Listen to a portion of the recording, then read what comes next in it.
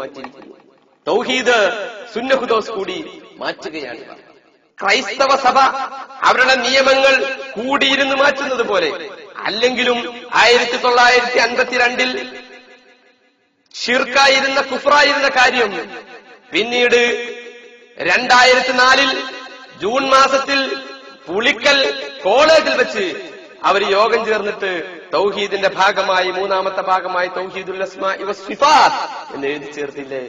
ഇങ്ങനെ അന്നത്തെ തൗഹീദ് ഇന്ന് കുഫറും ഇന്നത്തെ കുഫർ അന്നത്തെ തൗഹീദുമായി മാറുന്ന വളരെ രസകരമായ രംഗത്തിന് നേതൃത്വം നൽകിയ ആളുകൾ ഈ വിഷയത്തിലും തൗഹീദിൽ മാറ്റം വരുത്തിയതിൽ നമുക്ക് അത്ഭുതപ്പെടാനൊന്നുമില്ല. നേരത്തെ പറഞ്ഞിരുന്നത് മനുഷ്യ കഴിവിനതീതമായ കാര്യങ്ങളിൽ ആരോട് എന്ത് ചോദിച്ചാലും അത് പ്രാർത്ഥനയാണ്. ഇപ്പോൾ പറയുന്നത് സൃഷ്ടികൾക്ക് നൽകപ്പെട്ട കഴിവിനതീതമായ കാര്യങ്ങൾ ചോദിച്ചാലാണ് അത് പ്രാർത്ഥന എന്ന് പറയുക. 1ാമത്തെ ചോദ്യം ഇതാണ് പ്രാർത്ഥന എന്ന് ഏത് ഖുർആനിലാണുള്ളത്? ഏത് നബിയാണ് അങ്ങനെ പഠിപ്പിച്ചിട്ടുള്ളത്? ഇല്ല. ഇനി അങ്ങനെയുണ്ട് എന്ന് സങ്കല്പിക്കുക. എന്നാൽ തന്നെ ജിന്നുകൾക്ക് അവരുടെ കൈവിൽപ്പെട്ട കാര്യങ്ങൾ ചോദിക്കാൻ പറ്റുമല്ലോ. അപ്പോൾ എപ്പോഴാണ് ജിന്നിനോട് ചോദിക്കുന്നത് പ്രാർത്ഥനയാവുക? ജിന്നിനോട് എന്ത് ചോദിച്ചാലാണ് പ്രാർത്ഥനയാവുക? ഇപ്പൊ വഴിയിൽ നടന്നു പോകുമ്പോ സഹായം ചോദിക്കാൻ പറ്റുമെന്ന് പറഞ്ഞു. പണ്ട് നിങ്ങൾ പറഞ്ഞിരുന്ന മുസ്ലിം ലോകത്തെ കാഫിറാക്കാൻ പറഞ്ഞിരുന്ന ഒരു സംഭവം ഉണ്ടല്ലോ, 9ാം വളവ്. വയനാട് ചുരത്തിന്റെ 9ാം വളവിൽ വെച്ച് വാഹനം നിയന്ത്രണം വിട്ടു പോവുകയാണ്. ആ സമയത്ത് മുസ്ലിമീങ്ങൾ അല്ലാഹുവേ കാക്കണേ എന്ന് വിളിക്കുന്നു, ക്രിസ്ത്യാനികൾ യേശുവേ കാക്കണേ എന്ന് വിളിക്കുന്നു, ഹൈന്ദവർ കൃഷ്ണനെ കാക്കണേ എന്ന് വിളിക്കുന്നു, അതുപോലെ മൊഹീദ്ദീൻ ശൈഖെ കാക്കണേ എന്ന് വിളിക്കുന്നു എന്ന് പറഞ്ഞുകൊണ്ട് മൊഹീദ്ദീൻ ശൈഖെ കാക്കണേ, മമ്പർത്ത തങ്ങളെ കാക്കണേ എന്ന് പറഞ്ഞവർ കാഫിറാണ് എന്ന് നിങ്ങൾ പ്രചരിപ്പിച്ചിരുന്നുവല്ലോ. ചോദിക്കട്ടെ, ഈ സമയത്ത് ജിന്നെ കാക്കണേ എന്നൊരു മുജാഹിദ് വിളിച്ചാൽ അത് പ്രാർത്ഥനയാകുമോ? ഇല്ലേ? ഇവിടെ ഈ ചുരത്തിലെങ്ങാനും വല്ല ജിന്നുമുണ്ടെങ്കിൽ, വല്ല ഇഫ്രീത്തുമുണ്ടെങ്കിൽ ജിന്നുകൾക്ക് ഇപ്പോ ഇന്നെ ഇവിടുന്ന് രക്ഷപ്പെടുത്തുക എന്നുള്ളതൊന്നും ഒരു പ്രയാസമുള്ള കാര്യമില്ല. കാരണം അരമണിക്കൂറിനുള്ളിൽ ജർമ്മനിയിൽ നിന്ന് മരുന്ന് കൊണ്ടുവരാൻ പറ്റുന്ന ഒരു ശക്തിയാണ് ജിന്ന് എന്ന് നമ്മുടെ സക്കരിയ സലാഹി തന്നെ പ്രസംഗിച്ചിട്ടുണ്ട്. അങ്ങനെയാണെങ്കിൽ ഈ കൊക്കയിലേക്ക് വീണുകൊണ്ടിരിക്കുന്ന വാഹനത്തിൽ നിന്ന് എന്നെ ഒന്ന് താങ്ങിയെടുത്ത് കൊണ്ടുപോകണേ, ഇഫ്രീത്ത് ജിന്നെ സഹായം ചോദിക്കാൻ പറ്റുമോ? ഇതിന് കേരളത്തിലെ വഹാബികളിൽ നിന്ന് ഞങ്ങൾക്ക് മറുപടി കിട്ടേണ്ടതുണ്ട്. കഴിഞ്ഞില്ല. നോക്കൂ, നിങ്ങൾ ഒരു കപ്പൽ നിയന്ത്രണം വിട്ട് ഓടിക്കൊണ്ടിരിക്കുകയാണ്.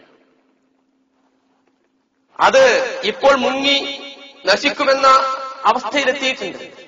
ഈ അവസ്ഥയിൽ ആ കപ്പലിലുണ്ടായിരുന്ന ഒരു മുജാഹിദ് പ്രവർത്തകൻ, ഒരു KNM-ന്റെ പ്രവർത്തകൻ, അവൻ പലരും അല്ലാഹുവേ കാക്കണേ എന്ന് പറയുന്ന സമയത്ത്, വേറെ ചിലര് ഹിന്ദുക്കളായ ആളുകൾ കൃഷ്ണനെ കാക്കണേ എന്ന് പറയുന്ന സമയത്ത്, യേശുവെ കാക്കണേ എന്ന് പറയുന്ന സമയത്ത്, ഈ മുജാഹിദ് പ്രവർത്തകൻ, സക്കരിയ സലാഹിയുടെ പ്രസംഗം കേട്ട പ്രവർത്തകൻ, അയാൾ ഇഫ്രീത്ത് ജിന്നെ കാക്കണേ, അയാൾ വിചാരിക്കുക ഇവിടെ കടലല്ലേ, ഇവിടെ ഇഫ്രീത്ത് ഉണ്ടാവാൻ സാധ്യതയുണ്ടല്ലോ എന്ന് വിശ്വസിച്ചുകൊണ്ട് അങ്ങനെ വിളിച്ചാൽ അത് ശിർക്കാകുമോ? ഇതാണ് ചോദ്യം. അപ്പൊ ഞാൻ അവിടെ ജിന്നൊന്നും ഉണ്ടാവില്ല, അതൊക്കെ വെറുതെ ഇസ്ലാക്കന്മാർ അങ്ങനെ ചോദിക്കണം, അവിടെ ജിന്ന് ഉണ്ടാവില്ല എന്നാണെങ്കിൽ ജിന്ന് പോവട്ടെ, നമ്മളെ സംരക്ഷിക്കാൻ വേണ്ടി നമ്മുടെ കൂടെയുള്ള മലക്കുകൾ ഉണ്ടല്ലോ, ആ മലക്കുകൾ സഹായിക്കുമെന്ന് വിശ്വസിച്ചുകൊണ്ട് മലക്കെ സഹായിക്കണേ എന്ന് വിളിച്ചാലോ അത് ശിർക്കാണോ കുഫറാണോ? മക്കാ മുശ്രിക്കുകളെക്കാൾ വലിയ കാഫിറുകളെന്നും വലിയ മുശ്രിക്കുകളെന്നും അബൂജഹലിനേക്കാൾ വലിയ ടോപ്പ് നേതാവ് എന്നും ഞങ്ങളുടെ നേതാക്കന്മാരെ കുറിച്ച് നിങ്ങൾ പറഞ്ഞില്ലേ? എന്നാൽ മക്കാ മുശ്രിക്കുകൾ കപ്പൽ നിയന്ത്രണം വിടുന്ന സമയത്ത് അള്ളാഹുവിനെ മാത്രമേ വിളിച്ചിരുന്നുള്ളൂ. ഇപ്പൊ മുജാഹിദുകൾ പുതിയ നിർമ്മാണം ചെയ്തെടുത്ത തൗഹീദിന്റെ അടിസ്ഥാനത്തിൽ, ജിന്നധിനിവേശാന്തര തൗഹീദിന്റെ അടിസ്ഥാനത്തിൽ ഇപ്പോ കപ്പൽ നിയന്ത്രണം വിടുന്ന സമയത്ത് ജിന്നിനെ വിളിച്ചു തേടിയാൽ അത് ശിർക്കല്ല, അല്ല മലക്കിനെ വിളിച്ചു തേടിയാൽ ശിർക്കല്ല. ഇതിനാണ് ബൂമറാങ് എന്ന് പറയുക. തിരിച്ചു വന്നില്ലേ നെഞ്ചിലേക്ക് തന്നെ നിങ്ങൾ ഞങ്ങളോട് ചോദിച്ച ചോദ്യങ്ങൾ? അപ്പൊ പിന്നെ കേൾക്കുന്ന ആളുകൾക്ക് ഒരു സംശയം ഉണ്ടാകും, പിന്നെ സുന്നികൾ പറയുന്ന തൗഹീദ് എന്താ? സുന്നികൾ പറയുന്ന തൗഹീദ് ഞാൻ പറഞ്ഞു, അത് അള്ളാഹു മാത്രമാണ് സഹായിക്കുന്നവനാണെന്ന് സുന്നി വിശ്വസിക്കുന്നത്. അള്ളാഹു അല്ലാതെ ഒരു ശക്തിയും ഒരു വ്യക്തിയും ഒരു ജിന്നും ഒരു മലക്കും ഒരു ശൈഖും ഒരു മന്ത്രവും ഒരു വൈദ്യനും ഒരു ഡോക്ടറും ഒരു കോടതിയും ഒരു ഗവൺമെന്റും സഹായിക്കുകയില്ല. ആര് എങ്ങനെ സഹായിച്ചിട്ടുണ്ടെങ്കിലും അതൊക്കെയും അല്ലാഹുവിൽ നിന്നുള്ള സഹായം. ആ സഹായം സ്വീകരിക്കുവാൻ, ആ സഹായം ലഭിക്കുവാൻ ആ കാരണങ്ങളുമായി ബന്ധപ്പെടാം. അതിന് കുഴപ്പമില്ല. കാരണങ്ങളുമായി ബന്ധപ്പെടുന്നതിന് അള്ളാഹു വിലക്കിയിട്ടില്ല. വിലക്കിയ ചില കാരണങ്ങളുണ്ട്. അഫതത്തഖിദൂനഹു വസുദിയതഹു ഔലിയാ, പിശാചിനെ സഹായിയാക്കാൻ, കൂട്ടാളിയാക്കാൻ പറ്റുകയില്ല എന്ന് ഖുർആൻ പറഞ്ഞിട്ടുണ്ട്. അതല്ലാതെ മറ്റു കാരണങ്ങളുമായി ബന്ധപ്പെടുന്നതിന് പ്രശ്നമില്ല. അള്ളാഹു കാരണങ്ങൾ നിശ്ചയിച്ചിട്ടുണ്ട്. കാരണം മരുന്ന് ഒരു കാരണമാണ്, മന്ത്രം ഒരു കാരണമാണ്, ഔലിയ ഒരു കാരണമാണ്, മലക്കുകൾ മറ്റൊരു കാരണമാണ്. ഇതുപോലെ കോടതിയും ഗവൺമെന്റും ഒക്കെ കാരണങ്ങളായേക്കാം. അവരുമായി ബന്ധപ്പെടുന്നതിന്, അള്ളാഹുമായി ഉള്ള സഹായം കിട്ടുന്നതിന് അത് എതിരാകൂല. അപ്പോൾ അള്ളാഹുവിനോട് തന്നെയാണ് ഒരു മുഅ്മിനായ മനുഷ്യൻ എപ്പോഴും പ്രാർത്ഥിക്കുന്നത്. റബ്ബ് എന്ന നിലക്കുള്ള അവന്റെ തേട്ടങ്ങൾ മുഴുവനും അള്ളാഹുവിനോടാണ്. മറ്റുള്ളവരോട് എന്തെങ്കിലും തേടുന്നുണ്ടെങ്കിൽ അത് കാരണങ്ങൾ എന്ന നിലക്കാണ്. അത് കടലിൽ വെച്ചാണെങ്കിലും, അത് 9-ാം വളവിൽ വെച്ചാണെങ്കിലും, അതല്ല സാധാരണ നിത്യജീവിതത്തിലെ കാര്യങ്ങൾ ആണെങ്കിലും അവൻ അള്ളാഹുവിനോട് മാത്രമേ പ്രാർത്ഥിക്കുന്നുള്ളൂ. അവൻ അള്ളാഹുവിനോട് മാത്രമേ തന്റെ റബ്ബ് എന്ന നിലക്കുള്ള, ഇലാഹ് എന്ന നിലക്കുള്ള എല്ലാ വിധത്തിലുള്ള തേട്ടങ്ങളും അർപ്പിക്കുന്നുള്ളൂ. അതാണ് ദുആ എന്നാണ് മുസ്ലിമീങ്ങൾ പറയുന്നത്. ലാ തദ്ഉ മഅല്ലാഹി അഹദ എന്ന ആയത്തിനെ വിശദീകരിച്ചുകൊണ്ട് വിശുദ്ധ ഖുർആൻ തന്നെ പറഞ്ഞു, ലാ തദ്ഉ മഅല്ലാഹി ഇലാഹൻ ആഖർ, അല്ലാഹു അല്ലാത്ത ഒരു ഇലാഹിനെയും നീ വിളിക്കരുത്. അപ്പൊ അല്ലാഹു അല്ലാതെ ആരെയും വിളിക്കരുത്, ആരോടും ദുആ ചെയ്തത് എന്നതിന്റെ താല്പര്യം അല്ലാഹു അല്ലാതെ ഒരു ഇലാഹിനോടും നീ ചോദിക്കരുത് എന്നാണ്. അപ്പോ ദുആ എന്ന് പറഞ്ഞാൽ ഇലാഹിനോട് ചോദിക്കുക എന്ന് വിശുദ്ധ ഖുർആന്റെ തന്നെ വിശദീകരണമാണ്. മഹാനായ ഇമാം റാസി റഹ്മത്തുള്ളാഹി അലൈഹി ദുആഇനെ വിശദീകരിച്ചുകൊണ്ട് പറഞ്ഞു, അദ്ദുആഉ മഅന ദുആ, ദുആഇന്റെ അർത്ഥം എന്താ? ഇസ്തിദാഉൽ അബ്ദി റബ്ബഹു അൽ ഇനായത, ഒരു അടിമയായ മനുഷ്യൻ തന്റെ റബ്ബിനോട് തന്റെ ആവശ്യങ്ങൾ പറയുന്നതിനേക്കാണ് ദുആ എന്ന് പറയുന്നത്. അപ്പൊ അടിമയും ഉടമയും തമ്മിലുള്ള ഒരു ബന്ധവും ഒരു തേട്ടവുമാണ് ദുആ, അല്ലാതെ ഇവർ പ്രചരിപ്പിക്കുന്നതല്ല. അത് സാന്ദർഭികമായി ഞാൻ ഓർത്തിയുള്ളൂ. വിഷയത്തിലേക്ക് വരിക. ഇപ്പൊ ഇവർ പറഞ്ഞുകൊണ്ടിരിക്കുന്നത് എന്താ? രോഗമുണ്ടാക്കുന്നതും പിശാച്. പറഞ്ഞു പറഞ്ഞ് ശിർക്കിലേക്ക്, യഥാർത്ഥ ശിർക്കിലേക്ക് പോയിക്കൊണ്ടിരിക്കുക എന്ന് നമ്മൾ സംശയിക്കണം. സക്കരിയ സലാഹി മടവൂരികൾക്ക് മറുപടി എഴുതിയൊരു പുസ്തകത്തിൽ പറയുന്നത് എന്താ?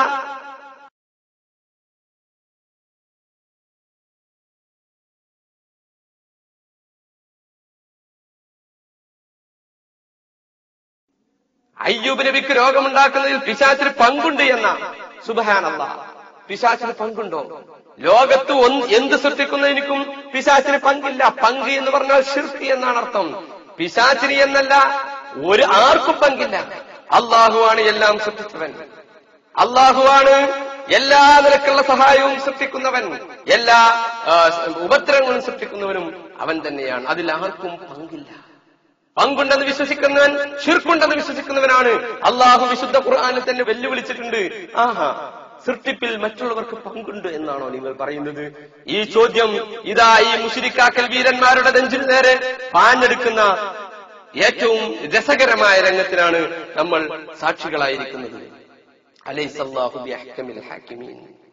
നോക്കൂ നിങ്ങൾ. അപ്പോ പ്രാർത്ഥനയെ ഇവർ വിശദീകരിച്ചത് ഇങ്ങനെയാണ്. കഴിഞ്ഞില്ല, ഇനിയും ചോദ്യം ബാക്കിയുണ്ട്. ഞാൻ പ്രാർത്ഥനയിലേക്ക് തന്നെ വരട്ടെ. പ്രാർത്ഥന എന്ന് പറഞ്ഞാൽ ഇവർ വിശദീകരിച്ചത് സൃഷ്ടികളുടെ കഴിവിനപ്പുറത്തുള്ളത് ചോദിക്കുക. സൃഷ്ടികൾക്ക് നൽകപ്പെട്ട കഴിവ്, സൃഷ്ടികൾക്ക് നൽകപ്പെട്ട കഴിവിന്റെ പരിധി എത്ര? ജിന്നിനോട് ചോദിക്കുന്നത് പ്രാർത്ഥനയാകുന്നത് എപ്പോൾ? മനുഷ്യനോട് ചോദിക്കുന്നത് പ്രാർത്ഥനയാകുന്നത് എപ്പോൾ? കഴിഞ്ഞില്ല. ഓരോരുത്തർക്കും വിവിധ കഴിവുകളാണല്ലോ ഉള്ളത്. എനിക്കുള്ള കഴിവല്ല നിങ്ങൾക്കുള്ളത്, നിങ്ങൾക്കുള്ള കഴിവല്ല മറ്റേ ആൾക്കുള്ളത്. ഒരാൾക്ക് അയാളുടെ ശരീരത്തിൽ വൈദ്യുത പ്രവാഹമുണ്ട് എന്ന് സങ്കല്പിക്കുക. അയാളുടെ ശരീരത്തിൽ ബൾബ് വെച്ചാൽ കത്തും. സാധാരണഗതിയിൽ സാധാരണ മനുഷ്യന്മാരുടെ ശരീരത്തിൽ വെച്ചാൽ കത്തൂല. അയാളോട് ചോദിക്കുക, വളരെ താഴ്മയോടുകൂടെ നിന്റെ ശരീരത്തിൽ ബൾബ് ഒന്ന് വെക്കട്ടെ, സഹായിക്കുമോ? ഇത് അയാളുടെ കഴിവിന് അപ്പുറത്താണോ ഇപ്പുറത്താണോ?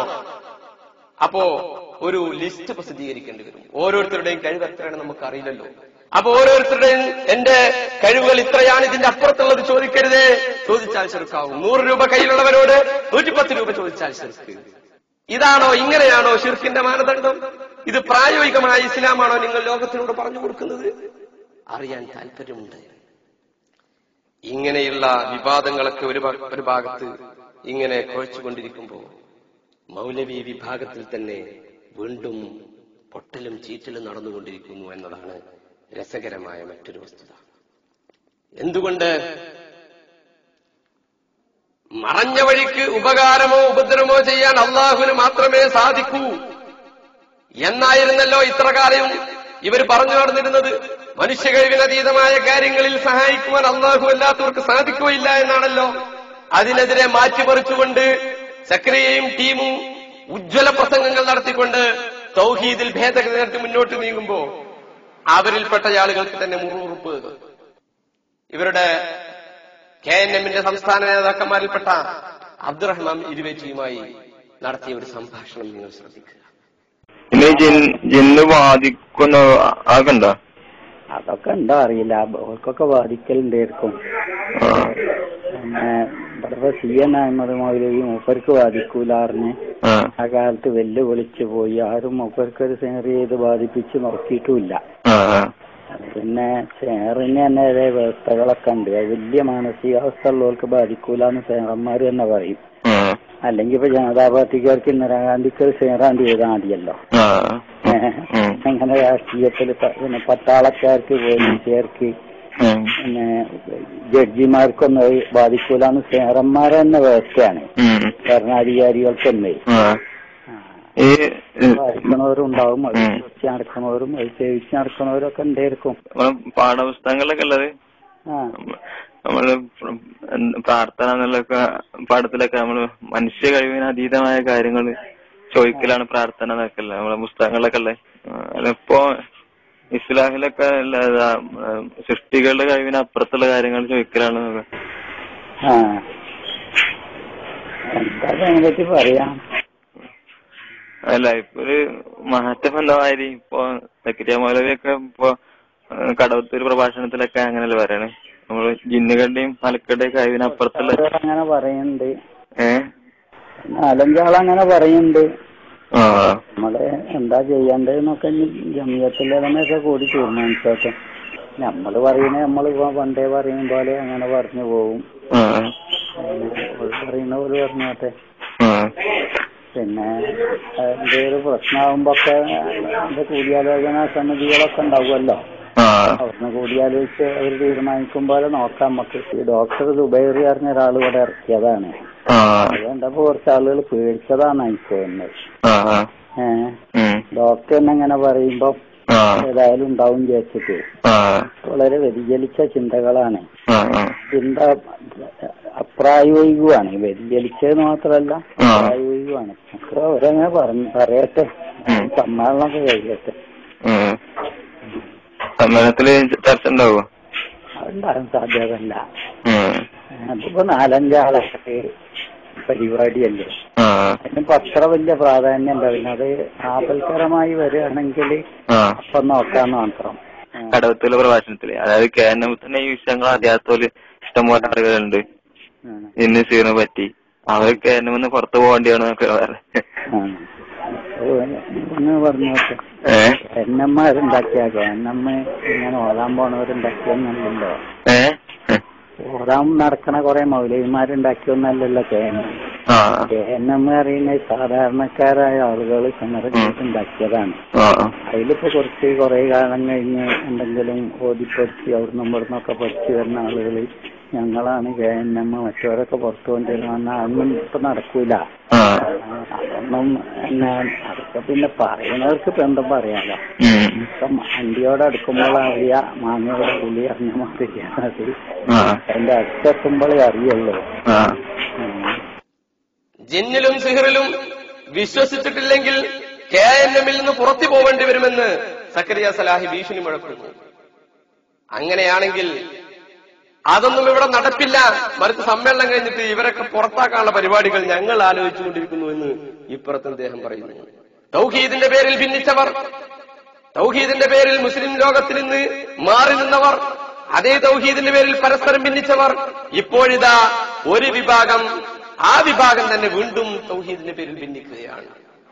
അലൈസല്ലാഹു ബിഅഹ്കമിൽ ഹാക്കിമീൻ, അല്ലാഹു വിധികർത്താക്കളിൽ ഏറ്റവും നല്ല വിധികർത്താവല്ലേ? നോക്കൂ നിങ്ങൾ, അള്ളാഹു കൊടുക്കുന്ന ശിക്ഷ സ്വന്തം വിഭാഗത്തിൽപ്പെട്ട ജമീല ടീച്ചർ പറയുന്ന തൗഹീദ് വേറെ, കെ വി അബ്ദുൽ ലത്തീഫ് മൗലവിയും മൂസവാണിമേലും പറയുന്ന തൗഹീദ് വേറെ, അബ്ദുൾ റസാഖ് മദനി പറയുന്ന തൗഹീദ് വേറെ, സലാഹി പറയുന്നതും